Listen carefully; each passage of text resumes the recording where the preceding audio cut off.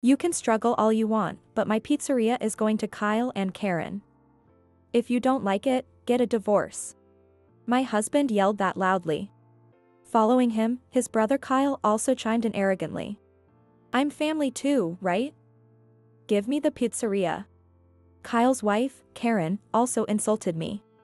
That amazing pizzeria is wasted on you. Get out already. A fierce anger welled up inside me. I didn't care what happened to these people. I decided to give them a thorough reckoning. First, I would correct their misunderstandings. I smirked, wondering what their faces would look like when they learned the truth. My name is Nancy. I'm 35 years old and I run a pizzeria. I have many regular customers, and thankfully, the business is thriving. This shop was originally started by my grandparents.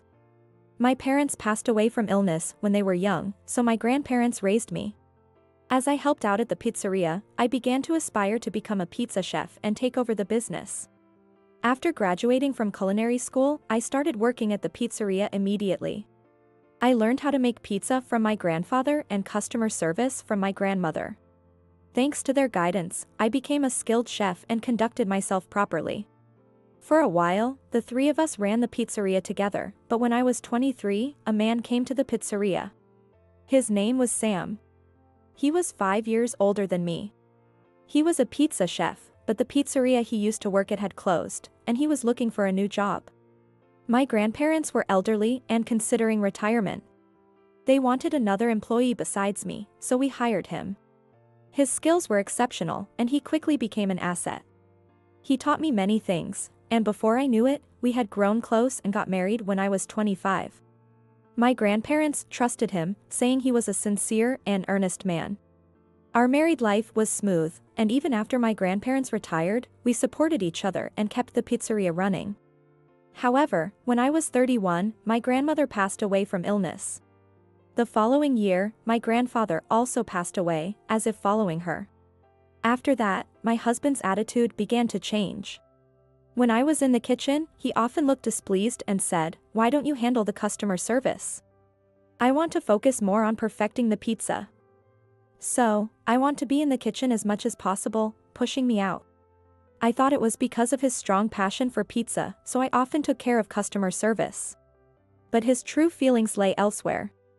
About 6 months later, I overheard him on the phone with someone, saying, "Nancy's a woman, right? It annoys me that she's a pizza chef." I was very sad. It was shocking to know my beloved husband felt that way. Pizza is a traditional dish, and there's a strong trend of women being excluded. As a result, there are few female pizza chefs. However, this notion has been diminishing, and more pizzerias are accepting female chefs. Moreover, I provide pizza that satisfies our customers. I wish he wouldn't dislike me just because I'm a woman. After he hung up the phone, he finally noticed me and hurriedly tried to cover up. I was just stressed out. I won't ever say that again, I promise. Please forgive me, okay? Since he seemed genuinely remorseful, I decided to forgive him. But he started causing other problems as well. One day, I noticed that $2,000 from our joint savings had been withdrawn. When I confronted my husband, he said, "My brother lost his job and needs support.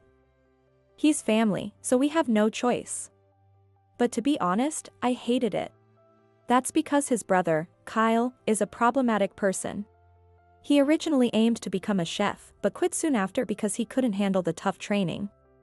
Since then, he's been hopping from one job to another. I've met him a few times, and each time he asked for money, leaving a strong impression of being irresponsible. His wife, Karen, also couldn't hold down a steady job.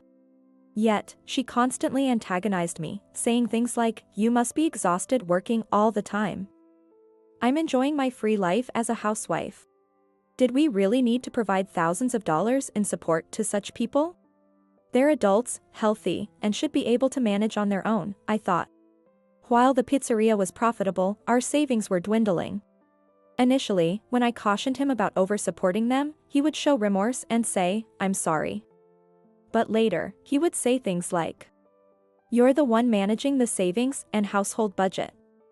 If you were better at it, we'd be fine," offering no real solution. Our relationship worsened, and I started worrying about our future savings, leading me to seriously consider our situation. Divorce crossed my mind briefly, but I dismissed the idea. My husband was skilled as a chef, and losing him would impact the pizzeria. Also, I clung to the unfounded hope that he would return to his old, responsible self. I later realized how naive that hope was. A few years passed since my grandparents' deaths, leading to the present. An unbearable incident finally occurred. On a day off, while I was hanging laundry at home, the intercom rang. When I answered, Kyle and Karen were standing there. "Hey, there. Starting today, we get to eat pizza every day." So happy. I couldn't make sense of what they were saying. When I turned to my husband for clarification, he nonchalantly said, "From today, they're going to be living with us for a while." I was even more confused. Upon learning more, I found out that they were in dire financial straits and couldn't even pay the rent on their apartment. My husband had offered, without consulting me, "You can stay at our place for a while." Moreover, since neither of them were working, we would also be covering their living expenses. I told him, "You can't make such decisions without consulting me."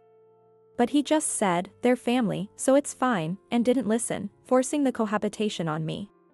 My stress levels skyrocketed.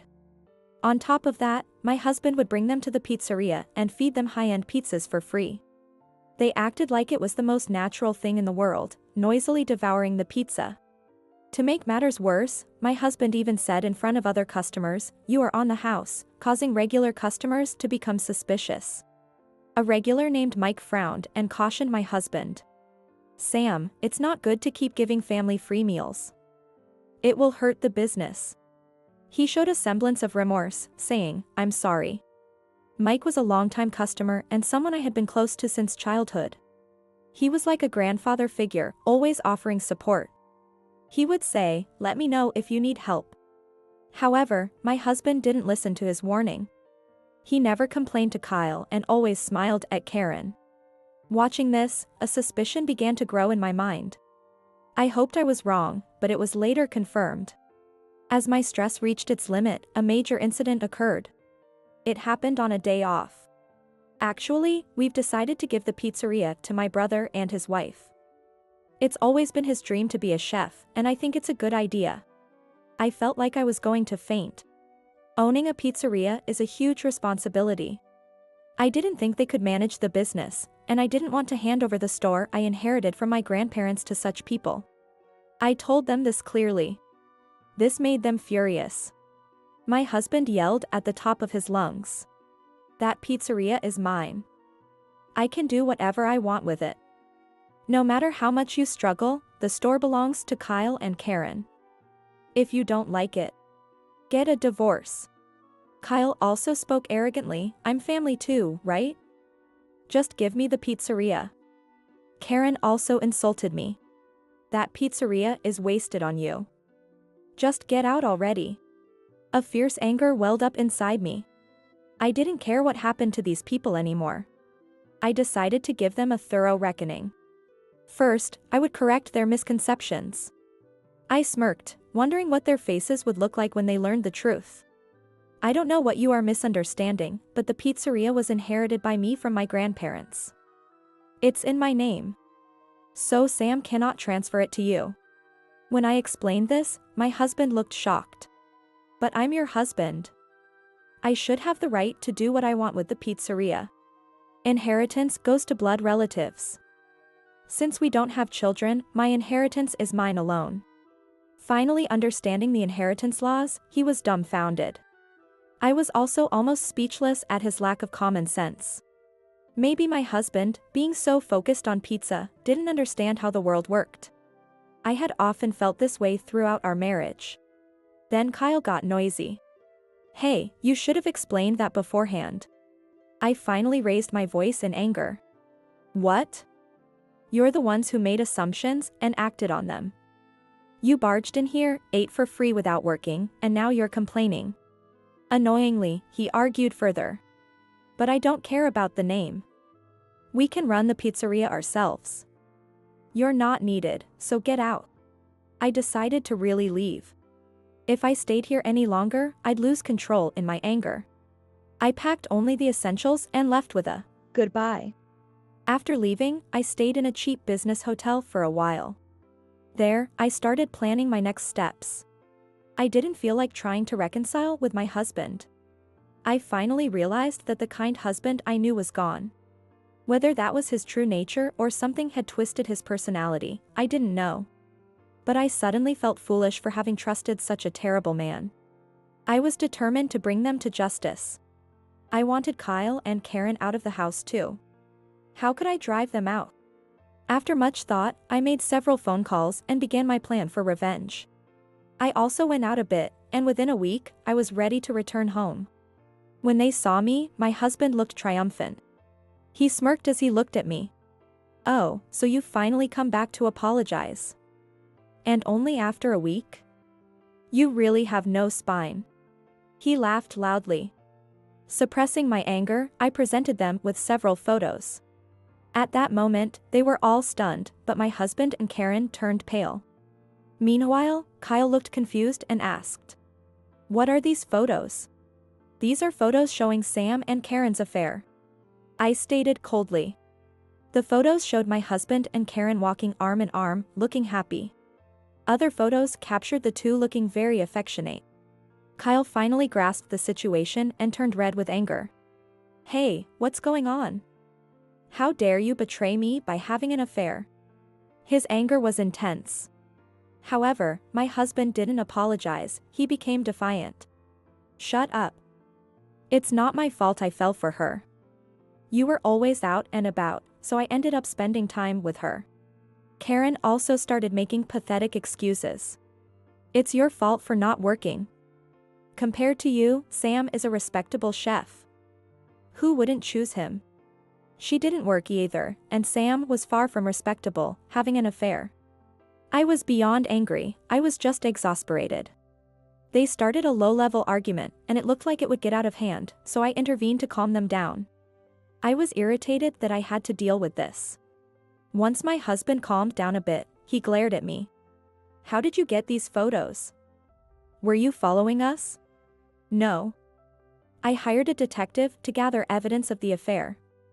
That's how I got these photos. I had visited a detective agency."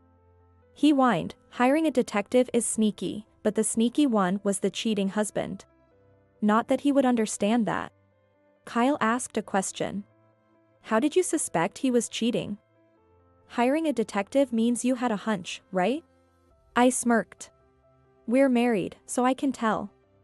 It was obvious from the way he was overly friendly with Karen. The smiles he gave her were completely different from those he gave me or the customers. My husband was speechless. He probably thought he would never get caught. In his distress, he started rambling. Admitting that he had put on an act in front of my grandparents and that he married me mainly to have his own pizzeria, not out of much love. Despite the deep wound this caused, I gave him a cold stare. "I loved you so much, but you betrayed me. You did so many terrible things. Do you have any idea how much I suffered because of you? Can you even imagine?" I said this harshly, and my husband finally fell silent. He looked regretful, but I had no intention of forgiving him. They were also silent, perhaps feeling awkward. With the room finally quiet, I continued.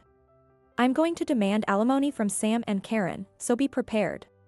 This statement made Karen loud again. "Wait a minute. I don't have any money. How can you demand alimony from someone like me?" I cut her off. "Just get a job and earn it. You can pay in installments. It's unacceptable not to make amends after hurting someone."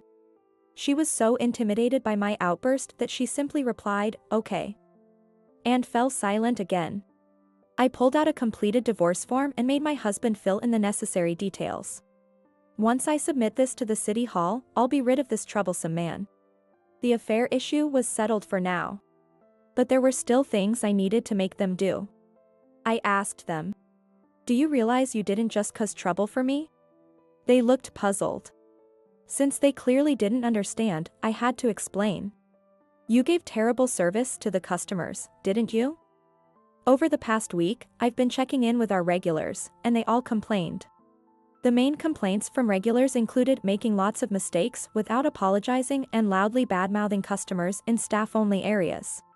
One customer even reported that Kyle tried to pocket their change.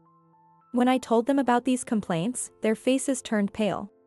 Since you've caused so much trouble for our important customers, you'll need to apologize to them. I'm going to call the regulars now. And you'll apologize to each of them, I said. I took out my phone and started calling our regulars one by one.